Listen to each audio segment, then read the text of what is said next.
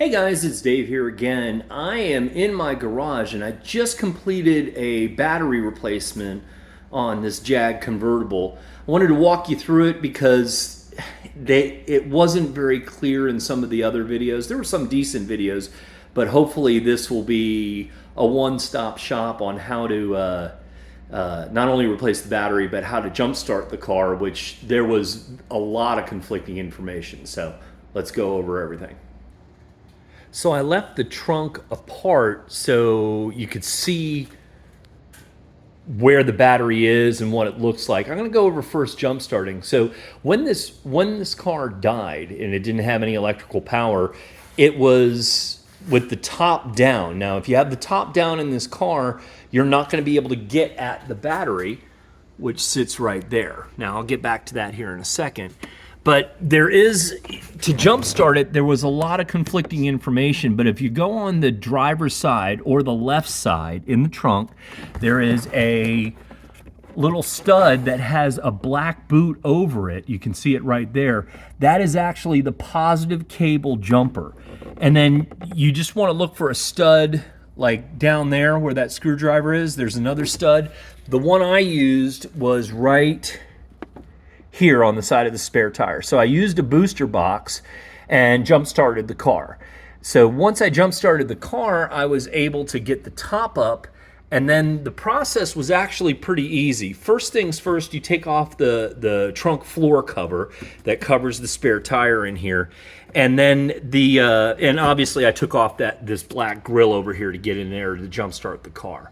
Again, to jumpstart the car, positive right there, and then ground out the negative to one of the studs in the trunk. The car started right up, I put the top up, and then I was able to take this cover off the floor.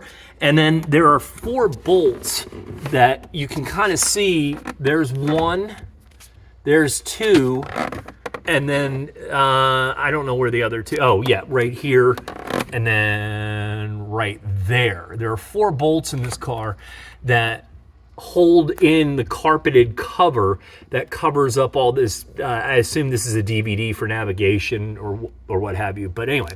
So all of your bolts that you need to take this battery in and out of here are 10 millimeter bolts. So there's one right here, and there's one right here. These are not connected to the cables in any way, otherwise they're just clips holding these cables in place. This whole plate comes off, and this electronic piece comes off with it, and it just sets down right here, no big deal. Then there are 2 bolts back here. They're also 10 millimeter. You just need to loosen those so that you can get, so it's not tightly holding down the battery, because the battery is just going to slide out towards you. It's very heavy, but it's really not difficult to do. And then on the top post here, same thing, undo the positive, then undo the negative. And when you install, obviously put the negative on first and then put the positive on. Really a very easy installation once you knew how to do it. And there was a lot of vague and unclear information about how to jump start it. That was the biggest problem. When you're done with putting the battery in the car, you come inside, and there are 2 things you'll need to do. Well, you'll need to reset your clock, obviously, and you'll also need to reset the radio station presets. And if you have driver seat memory, you'll need to do that all over again too. But the one of it was the parking brake, and the owner's manual kind of explained about the electronic parking brake reset, and it's right here.